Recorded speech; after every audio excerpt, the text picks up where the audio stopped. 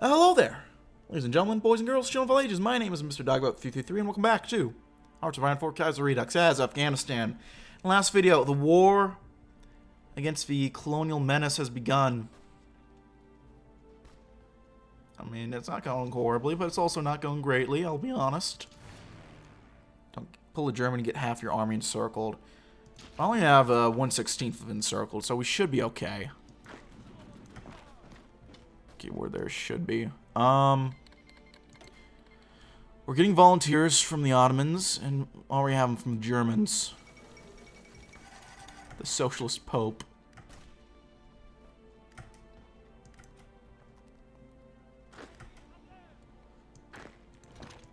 I have a silly idea. Why am I going for an encirclement when I probably can't even close it? I do not know.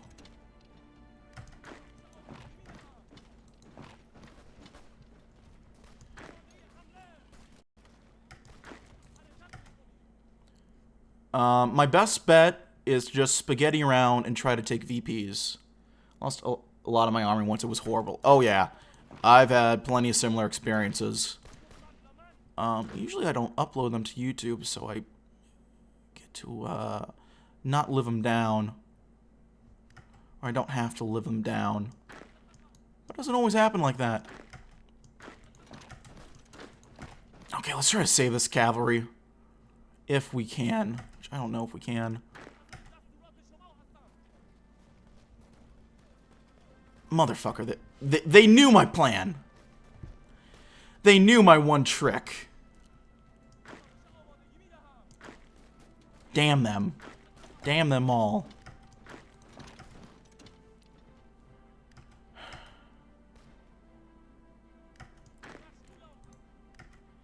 We just need to take Delhi. If we take Delhi, it's over.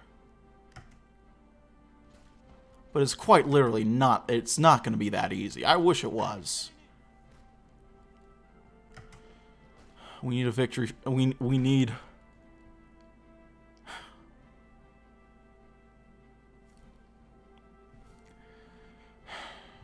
we're going to lose that unit too.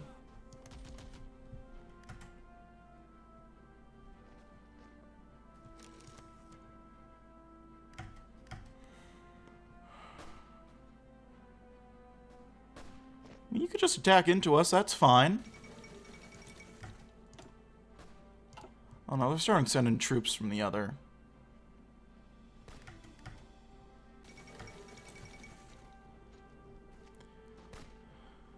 Okay, well at the very least... being landlocked country is not fun, especially when your army gets encircled by the sea and you can't build a port to get them out. Exactly.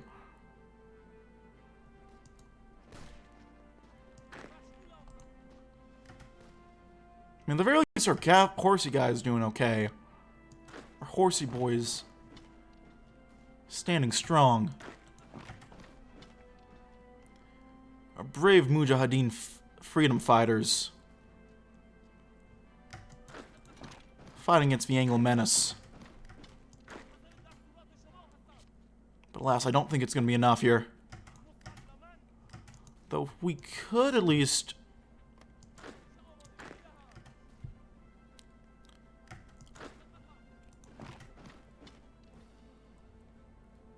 We're playing unit spaghetti. There's no getting around this. This is going to look horrible and confusing.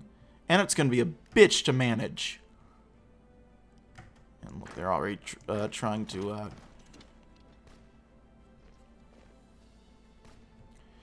But if we can take this, we'll reinforce... We'll get the supply back, kind of.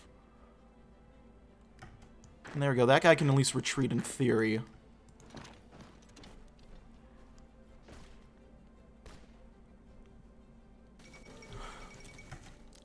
This is very goofy. Incredibly silly. Well, now they're reinforcing Delhi. But...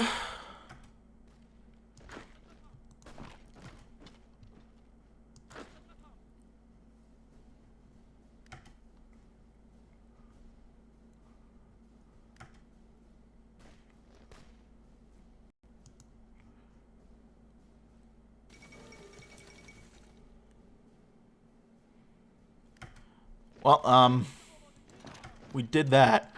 Are they leaving Delhi?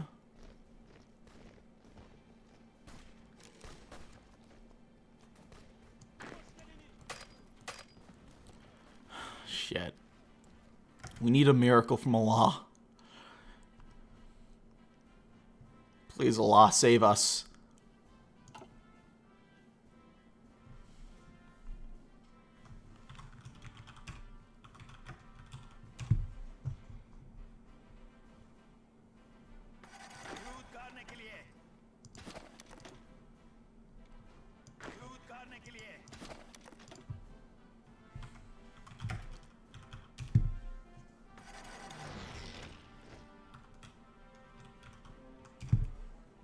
Oh my god. Guys, it's a miracle Allah answered our prayers. We threw in the 6th prayer day. That's what did it. There we go. Victory is ours. The decadent British lapdogs in Delhi have been utterly routed, and our forces are entrenched in the smoldering remains of their capital. Now might be the best time to demand concessions whilst we carry the lead. I shall be the emancipator and liberator of all Mohammedans in the Indus Valley. Chat, can we get some W's in chat? Some totally legitimate W's. Oh, glorious.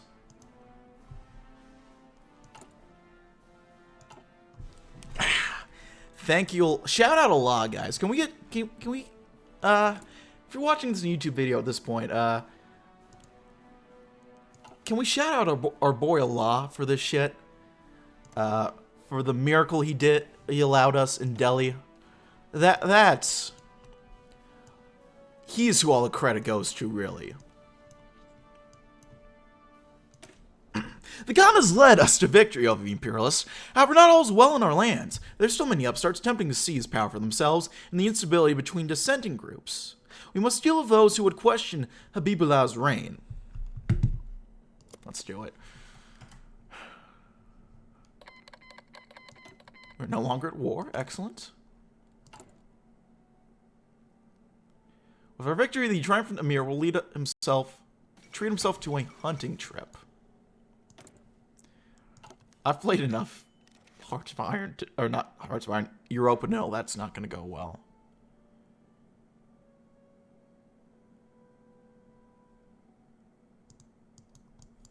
Interesting. Okay. The unthinkable has happened in the Indian subcontinent, as the kingdom of Afghanistan has won against the last remnants of British India. Emulating the conquerors of old and by taking over Delhi, the invaders have thrown the entire Commonwealth in disarray. The British forces and their Indian auxiliaries have been overwhelmed and routed, fleeing the ports of Karachi and Ahmedabad to escape the collapsing nation. Massive concessions have been granted to the jubilant Afghans. Oh, this is a long one, holy shit. Ceding enough land to nearly double the size of the emirate. The Entente has declared the Afghan victory was a fluke and not a representation of its weakness, while the princely states and the commune look upon the lands with an opportunistic eye. Afghan newspapers declared it to be the beginning of the end for infidel rule in India, and the Emir appears to have consolidated his power. Meanwhile, the other major powers of the world have not released any statement regarding this development, as they didn't expect an Afghani victory. While the Entente is shaken, those in Paris and Berlin look in glee, as their rivals of the former British Empire sink further into despair. Military officials, analysts, and journalists believe that if they cannot win against a backwater nation, what hope do they have to return home? The white infidels now cower in the face of the Afghan might. Once got bamboozled by the Soviet Union while playing as Germany. Ooh, how'd that go? Holiday Punch. Oh, look at that. All these juicy cores. We now have 1 million manpower. Oh, brings a tear to my eye. Look at a limited conscription right now. I don't want to mess with it too much from there. It's basically a blunt number. Ooh. Okay, yeah. I see that.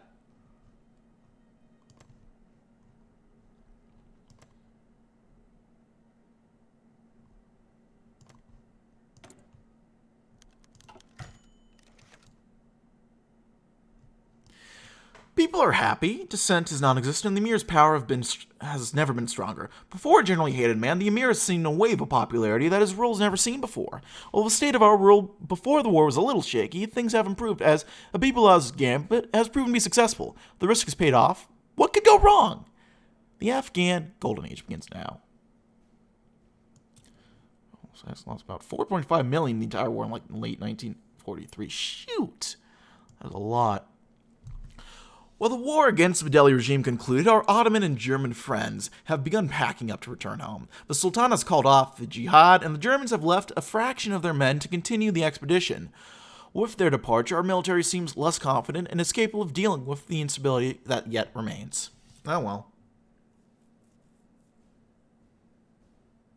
After a brilliant victory against the violent, treacherous British and their pawns of Delhi dominion, thus proving once again Afghanistan's nickname of Graveyard of Empires, the power and popularity of our great king has never been higher. The previously disunited tribes now find unity in pride of the newfound Afghan power, and the many plots against our sovereign have seemed to be dissipated. It was decided to organize a great and sumptuous parade in the streets of Kabul, with a huge crowd and all the tribal and political representatives of the country presented during a speech. At the end of the parade, King Ghazi Habibullah Khan delivered a speech to his people praising the merits of Afghanistan's modernization and its proud army during the Fourth Anglo-Afghan War. To the surprise of his people, the king announced the formation of a new Barakzai Empire, risen from the ashes of the Durrani and Mughals, and that he would lead it to greatness. He left the stage to loud applause of both his people and tribal leaders. Meanwhile, in Delhi, news of the announcement of Mughal ambitions has shaken the government to its core. Communications between Delhi and the Ottawa are frantic. The fear of invasion, one which could see the complete annexation of the Raj, has paralyzed the British administration. The Entente's grip over India seems to be at its lowest point yet. A new dawn for Afghanistan. How many tanks do we have? Nothing. We have some horses. That is quite literally as much as we got. I don't even think we have cars. Car and People's Republic. Look at that. Huh. Well, here we are, the Barakzai Empire. We also got a lovely new flag. I gotta say, I'm loving it. Horses, typical Middle Eastern. No, those are camels you're thinking of. Just get some horses with drawn artillery on them. They're basically tanks. Exact. Well, yeah. I think you're thinking of camels, not tanks. Our Royal Guardians. They're not too bad, actually. What is... Did they add this in base game? HoI 4, is this new to... I've never seen that before. That is very interesting. I haven't played HoI in a while, so I might just be horribly behind. This is what happens when you're gone for like 4 months, and you can't play anything. The war's over, and the borders are safe. Nothing more disturbs the Sarifs now. The first wave of Amari resumed their trading with Afghanistan. Soon our economy will recover. Welcome, gentlemen. I'm just going to cancel this production line and get working on new Mausers. We need new and better guns anyway. So work on a little bit of that, and then start a bit of artillery. As well, why not? Now we're done with that. Let's get some engineering and some construction stuff done. I'll start with machine tools. So latest DLC for the vanilla. Okay. A 3-day drive northwest of Kabul, deep into the heart of the western range of the Hindu Kush, and beyond the extent of the Kama district lies the Ajar Valley. Prized for its isolation, its pristine and unspoiled natural beauty, and its ample hunting grounds, this isolated and forgotten cut has long kept the well-kept secret of Afghani nobles and royals seeking a bountiful foray into the wild. First traveling here, what must be years ago by now, with Mohammed Nadir, who has long been used to his scourge as his own personal plot to hunt the very beasts of our lands, our king Habibullah, his most trusted confidants, have frequently used the stripped wilderness to clear the mind, discuss politics or matters of state and private, or even just take an occasional break from the rigors of rural and statecraft. This hunting trip was no different with Habibullah and his retinue, leaving their horses back at the entrances of the pass, where a small rest shack stood, continuing deeper into the wilds on foot, bringing with them only a small amount of survival supplies, very traditional jezals, with ample shot and powder, and other various supplies needed for the hunt, such as bait and skinning knives. The royal retinue embarked deep into the heart of the Valley of the Kings in search of noble prey such as wild boar, ibex, antelope, markhor, and if they were ever so lucky, even snow leopard and Asiatic cheetah. As such as the sun rose high in the air in crisp blue sky, their multi-day hunt began with their guard lowered and their spirits high. For it's not like anything ever goes awry this far from the causticness of civilization. Hunting is badass. I believe my roommate is just made a cameo in the background. Yeah, I think he's doing his laundry right now.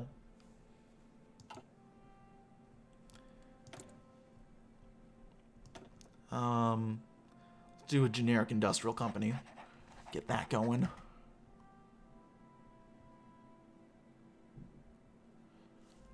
Hello, roommate. Ooh. Disaster strikes a hunting party. Who would have thought? It all happened so fast, without any warning or time to think, but tragedy struck, and now our glorious king Habibullah lies dead at the base of Ijar Valley. While hunting through the rocky crag of the pass on the final day of the hunting trip, their party came across a fabled and magnificent snow leopard, silently making its way up the rock face to some unseen cavern or den. Despite the ample amount of antelope and other beasts the party had slain, this final quarry would be the perfect cap to an already amazing venture.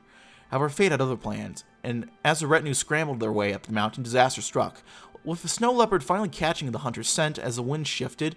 The stark white feline bolted, causing the hunting party to attempt to chase after it. However, one of the nobles on the trip with Habibullah lost his footing on the rock face above the king, slipping down the cliff face by a few meters before regaining his grip.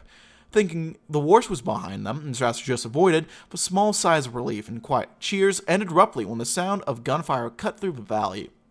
Turning back in awe, Habibullah's men saw the Jezal fall from the slipping noble's back, hitting the side of the mountains and misfiring directly into the face of their king.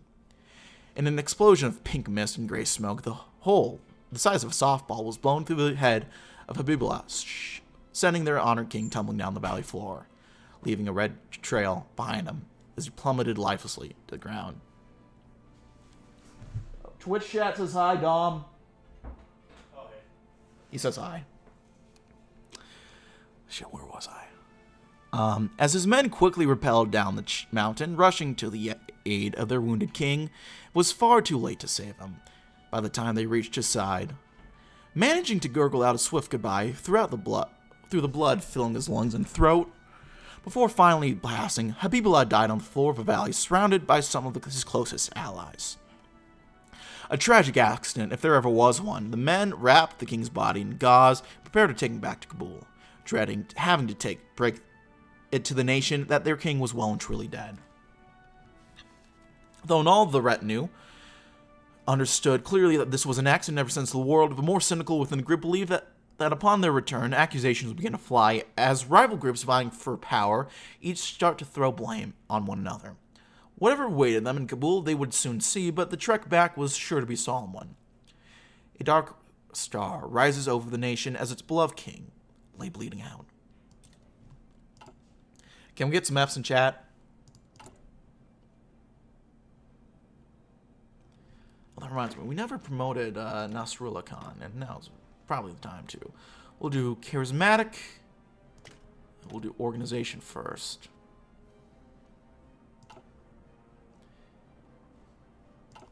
And let's look at our new guy. Nasrullah Khan, born in 1874, the second of three sons to Emir Abdur Rahman. As a young man in his early 20s, Nasrullah was sent on a journey to the UK to pay his father's respect to Queen Victoria. Since he spoke little English and did not make a good impression on the local press, who described him as a stolid, impassive, and bored youth. Nevertheless, he paid his respects and, as demanded, and after a detour through Paris and Italy, returned home. His experience, while considered a diplomatic failure, prepared the young man for life in statecraft. When his older brother, Habibullah, rose to the throne, Nasrullah was suddenly one of the most important men in Afghanistan, if not more so before. If not more so than before, rather. Sorry. First to court him were the religious authorities who languished under his father Abdur. Nasrullah was a deeply religious man by this point and quickly warmed to their influence. The second was his brother, the emir, who saw him as a potential rival. To secure his loyalty, Habibullah made him commander-in-chief, president of the state council, and later heir over his own sons. Nasrullah was also kept loyal by the fact that the emir held their brother Muhammad and Muhammad's mother as little more than prisoners. Nasrullah was no Claudius, but he was loyal to Habibullah throughout the reign. During the time, Nasrullah also grew to despise the British, despite his early mention to the Isles. The British had, under an earlier treaty, kept the Afghan government from maintaining valuable alliances with the powerful tribes of the Afghan hinterlands. At the same time, British influence began to slowly creep deeper and deeper into Afghanistan, which Nasrullah saw as a threat to his family and his people. When the Weltkrieg broke out, Nasrullah saw his chance to strike decisively against the British. He, along with the young Afghan movement, urged the emir to join the war on the side of the Turks and Germans. To their frustration, Habibullah remained neutral. When the Niedermeyer-Hentig expedition arrived in Afghanistan, Nasrullah found a new group of loyal allies. Along the expedition, Nasrullah proposed numerous ways to undermine the British, but all of them were dismissed by the emir. As the Germans' victory seemed imminent, however, Nasrullah finally got fed up with waiting for his brother. Without orders, Nasrullah helped round up a group of tribes on the border and invaded the Raj. He was beaten decisively, and the nation he loved was dragged into a devastating war. When the Weltkrieg ended, so did the Third Anglo-Afghan War, and Nasrullah Khan had achieved his dream. 20 years later, Nasrullah now sits at the helm of his beloved nation, having defeated usurper and conspirator alike. With Allah guiding him, who can stand between him and greatness?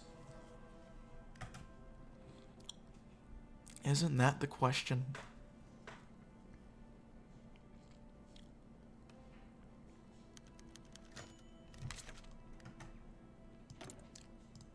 What do we have to do? Refuse to investigate. Cool.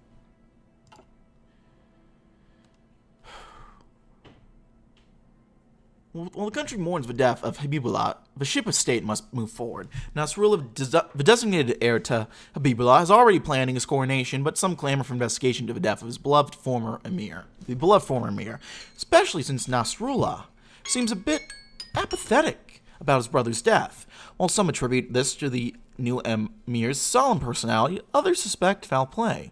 Nasrullah was never the power-hungry man, but a majority of the public is unaware of the man's personality. Yet prominent figures in the military divided in their support for the new emir, and some fear another conflict so soon. Nasrullah must make a decision to either submit to the investigation or resist it. Well, we will just have to find out what we're going to do next time, because I'm going to go ahead and end it. I'm going to go ahead and end it here. But thank you so much for watching. Like if you liked, dislike if you didn't. Leave any comments or feedback down in the comment section below. I read all the comments and appreciate any and all feedback you might have for me. Check out my various links down in the description box below. Leave any comments or feedback down in the comment section below.